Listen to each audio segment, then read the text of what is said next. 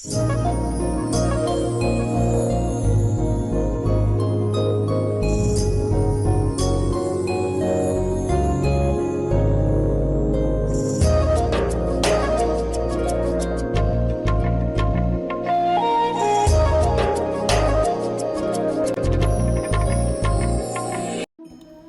India kuno terbagi menjadi dua, yaitu peradaban lembah Sungai Indus dan juga peradaban lembah Sungai Gangga. Peradaban lembah Sungai Indus. Peradaban ini berada di sepanjang Sungai Indus yang kini menjadi bagian dari wilayah Pakistan. Asal mula peradaban India berasal dari kebudayaan Sungai India yang mewakili dua kota peninggalan kuno, yaitu Mohenjo-daro dan juga Harappa. Penduduk yang mendiami kota tersebut adalah bangsa Dravida. Kota dibagi menjadi dua bagian, yaitu kota administratif untuk pemukiman warga dan kota pemerintahan yang merupakan wilayah kerajaan di mana para pemimpin menjalankan pemerintahannya. Lalu pada awal abad ke-20, arkeolog Inggris yang bernama Sir John Hubert Marshall melakukan penggalian kota kuno Mohenjo-daro dan Harappa. Pada penelitiannya, ia menemukan bahwa terdapat sekitar 30 hingga 40 ribu penduduk yang ada di masing-masing kota, lebih banyak daripada penduduk London pada saat itu. Wow, keren ya! Berdasarkan letak geografisnya, peradaban kuno ini berada di sebelah utara pegunungan Himalaya, berbatasan dengan Pakistan di sebelah barat, berbatasan dengan Samudra Hindia di selatan, dan juga berbatasan dengan Myanmar dan Bangladesh di sebelah timur. Daerah lembah Sungai Indus merupakan daerah yang sangat subur di mana pertanian menjadi mata pencaharian utama masyarakatnya. Pembuatan saluran irigasi dan pembangunan daerah-daerah pertanian menunjukkan bahwa masyarakat lembah Sungai Indus telah memiliki peradaban yang tinggi. Sistem perekonomian masyarakat lembah Sungai Indus sangat bergantung pada pengolahan lahan pertanian di sekitar sungai. Di kawasan ini mereka menanam padi, sayuran dan juga buah-buahan, serta kapas. Selain itu, mereka juga beternak hewan seperti sapi, kerbau, dan juga domba.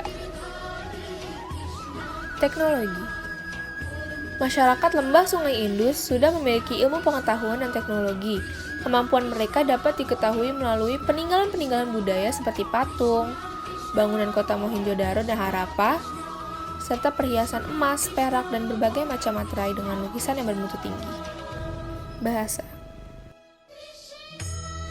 Masyarakat lembah Sungai Indus sudah memahami 4 bahasa, yaitu yang pertama adalah bahasa Munda atau bahasa Kolari. Bahasa ini terdapat di Kashmir. Yang kedua adalah bahasa Dravida, mempunyai 14 macam, seperti Tamil, Telugu, Kinare, Malayam, Gondi, dan Brahui.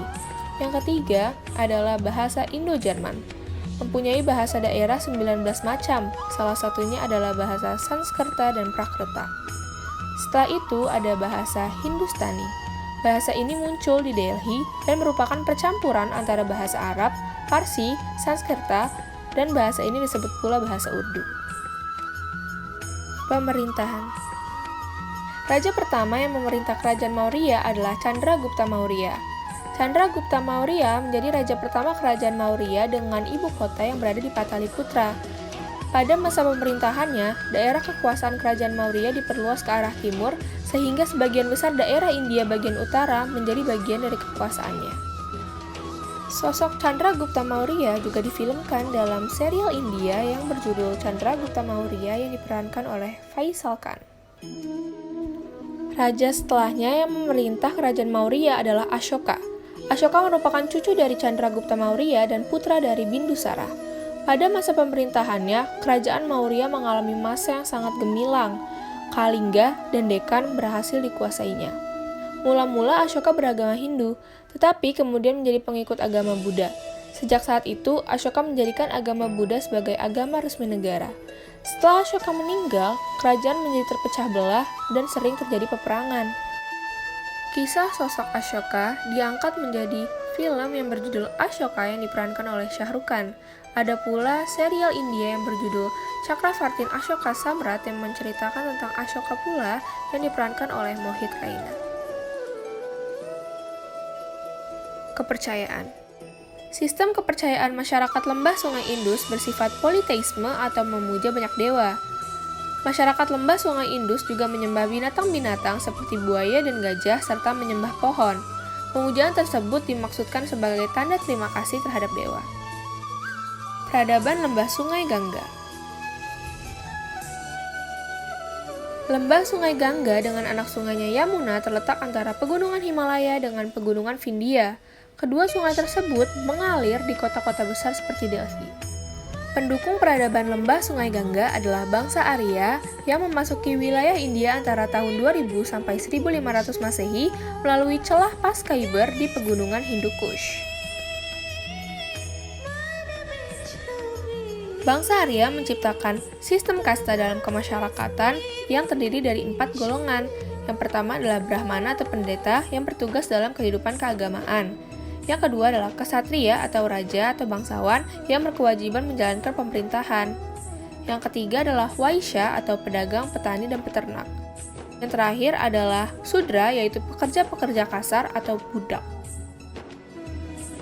Pada masa peradaban lembah Sungai Gangga, berdirilah kerajaan Gupta yang didirikan oleh Raja Chandragupta I yang berpusat di lembah Sungai Gangga dengan kota Ayodhya ditetapkan sebagai ibu kota kerajaan. Bawah pemerintahan Chandragupta II, kehidupan rakyat semakin makmur.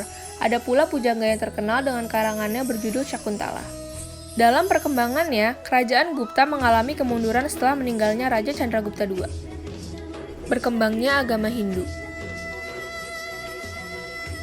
Agama dan kebudayaan Hindu lahir pertama kali di India sekitar tahun 1500 sebelum Masehi. Agama Hindu ini mengalami pertumbuhan pada zaman Weda. Agama Hindu tumbuh bersamaan dengan kedatangan bangsa Arya ke India kira-kira tahun 1500 Masehi melewati celah Khyber yang terkenal dengan sebutan pintu gerbang India. Kitab yang pertama dianut yaitu Kitab Weda yang terdiri dari 4 samhita, yaitu Rigveda yang berisi pujian kepada dewa, Samaveda yang berisi nyanyian-nyanyian suci yang merupakan pujian pada waktu melaksanakan upacara, Yajurveda yang berisi doa-doa yang diucapkan pada waktu upacara sesaji, dan Artaveda yang berisikan doa-doa bagi penyembuhan penyakit dan nyanyian sakti kaum Brahmana. Kitab kedua adalah Kitab Brahmana yang berisi penjelasan Kitab Weda yang disusun oleh para pendeta atau kaum Brahmana.